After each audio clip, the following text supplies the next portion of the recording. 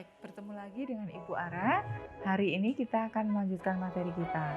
Kalau kemarin kita sudah belajar penanganan surat masuk dan keluar, sekarang kita akan masuk ke dalam penyimpanan dan penemuan kembali arsip dengan kelima sistem.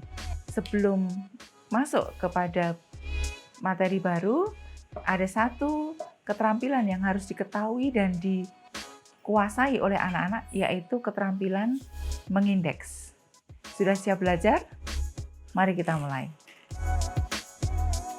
Indeks dalam kearsipan merupakan petunjuk atau tanda pengenal untuk memudahkan dalam menemukan tempat penyimpanan, sehingga saat ingin dicari atau ditemukan kembali akan mudah.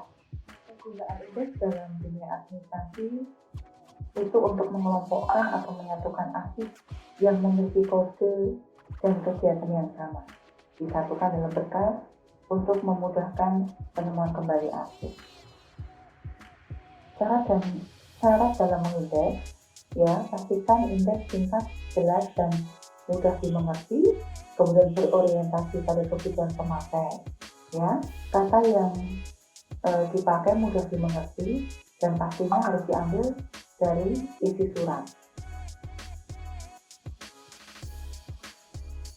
Kartu indeks biasa dibuat dalam ukuran kertas karton manila 12 kali 7,5 cm. Kemudian kartu indeks ini bagaikan kartu identitas bagi arsip, sehingga dalam kartu ini termuat semua keterangan mengenai arsip yang disimpan. Jadi pastikan memberikan kode judul dengan tepat. Pastikan selalu melihat atau menghafal daftar klasifikasi yang ada di kantor Anda.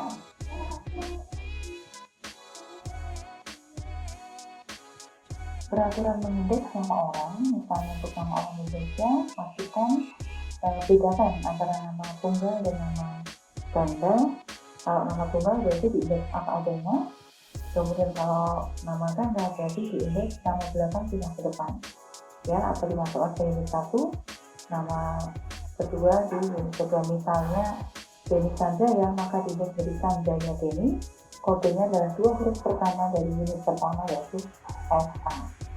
Untuk nama orang yang mencantumkan gelar baik akademis, kebangsawanan maupun keagamaan, maka utamakan dulu gelar akademis, baru diikuti gelar-gelar yang lain. Misalnya Raden Ayu Ratna Sarjana Ekonomi, maka diindeks dari Ratna Sarjana Ekonomi baru Raden Ayu. Nah, gelar akademis dan gelar kebangsawanan ini bisa ditaruh di unit tersendiri atau digabungkan dengan unit 1 di belakang nama Ratna tapi dalam tanda kurung. Untuk nama orang Batak, nama orang asing yang ada nama keluarganya, maka diindeks terlebih dahulu adalah nama keluarga baru nama aslinya, kecuali orang asing atau orang Tionghoa, karena nama orang Tionghoa, Cina, Korea itu nama marganya di depan, maka diindeks apa adanya. Nama Eropa yang kayak tanda penghubung bisa diindeks dari 1 unit atau di atas dari 1 unit. Untuk mengindeks nama perusahaan atau organisasi, maka diutamakan nama yang penting dulu, baru organisasi atau perusahaan yang menaunginya.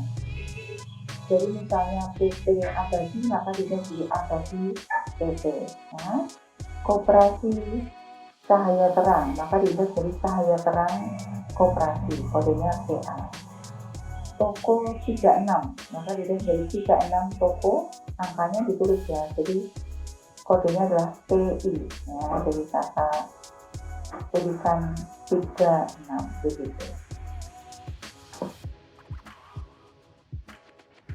Ya, itu tadi kegiatan kita. Setelah ini kita sudah tahu peraturan mengindeks, manfaat, kegunaannya, dan peraturan-peraturan dalam mengindeks nama orang dan perusahaan.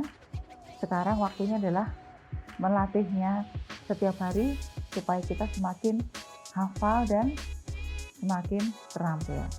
Sampai jumpa di pelajaran berikutnya.